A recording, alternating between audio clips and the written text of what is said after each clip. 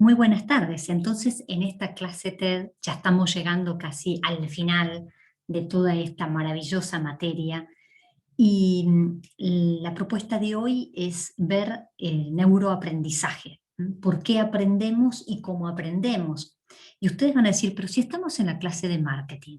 Bueno, justamente en los procesos, cómo se activan los procesos o el entramado neuronal cuando nosotros vemos una campaña de publicidad. Cada uno de nosotros ha tenido un recorrido, por decirlo de alguna forma, en el aprendizaje.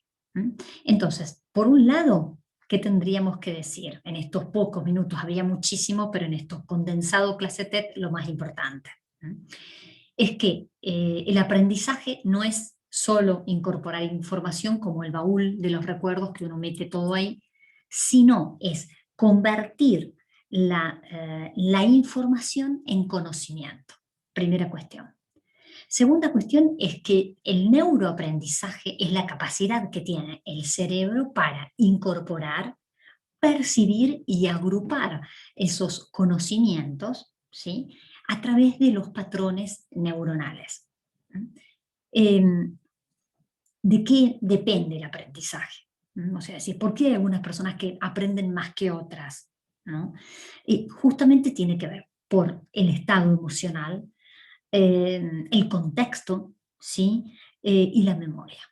¿Sí? Una persona que tiene un alto grado en su entorno emocional de estrés permanente y difícilmente tenga un proceso de aprendizaje más, podríamos decir la palabra, permítanme decir, una palabra sana, ¿sí? Sino que al contrario, va a tener algunos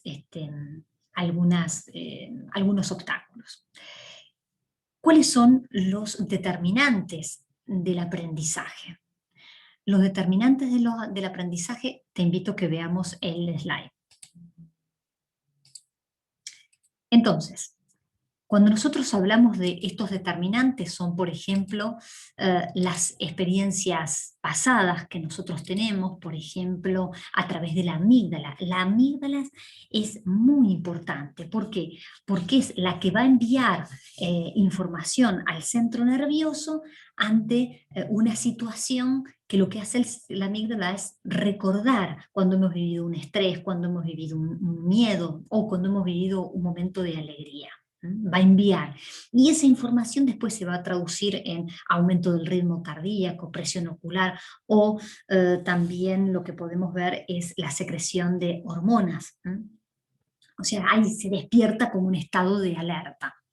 La percepción, que se acuerdan que lo hemos visto también en las otras clases, como esta capacidad de, a través de lo que recibimos del mundo exterior,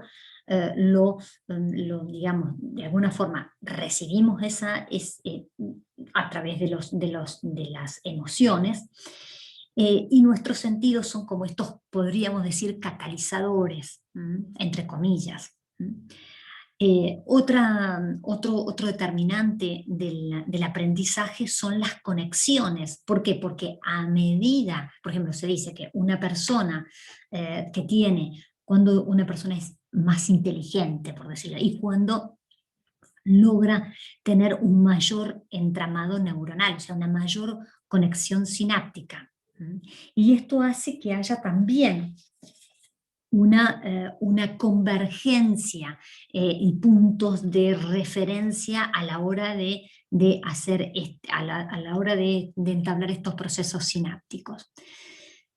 Una cosa es entender y otra cosa es comprender. Yo puedo recibir la información, pero no comprenderla. ¿Cuándo se comprende esa información? ¿Cuándo se traslada? ¿Cuándo se lleva a una conducta?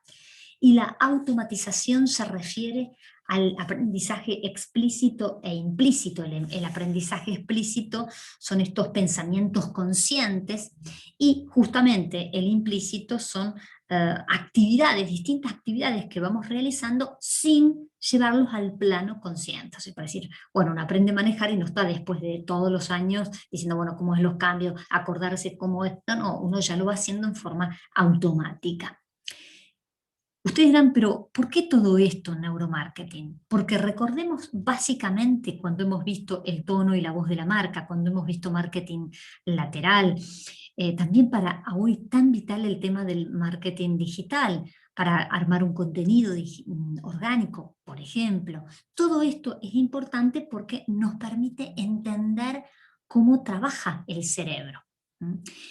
Un aspecto que es muy importante, que lo vamos a desarrollar en la clase, pero ahora simplemente te lo estoy diciendo en la clase TED, es la memoria. La memoria es la capacidad de adquirir, ¿sí? De recordar, ¿sí? Y de almacenar la información. Es muy importante, entonces, adquirir, almacenar y recuperar esa información. O sea que la memoria tiene como una doble función. Por un lado, armar nuevos recuerdos y por otro lado, traer al pensamiento los recuerdos. ¿Qué es el recuerdo? Es recordar, volver al corazón, dirían algunos autores, ¿no? Entonces, acá es muy importante porque vamos a ver la importancia de la memoria a corto plazo, que va entre los 3 a los 18 segundos, todo lo que recibimos del mundo exterior. Cuando esa información queda seleccionada, almacenada, diríamos que es la memoria a largo plazo. En esta memoria a largo plazo vamos a ver que es muy importante porque la memoria a corto plazo tiene que ver con los recuerdos, los conceptos, el lenguaje. Y hay diferentes tipos de memoria. Por ejemplo, tenemos la memoria declarativa, que tiene que ver con recuerdos, por ejemplo, de un viaje, de algún acontecimiento. Una memoria procedimental que tiene que ver con una destreza. Una memoria, podríamos decir, una memoria semántica que justamente trabaja con los sentidos, y acá es donde va a actuar la fuerza de las campañas de publicidad, de promoción. Las memorias episódicas, que tienen que ver con algún recuerdo autobiográfico. O sea, en el fondo lo que estamos diciendo, que el neuroaprendizaje es muy importante ¿para qué? Básicamente, y para la toma de decisiones.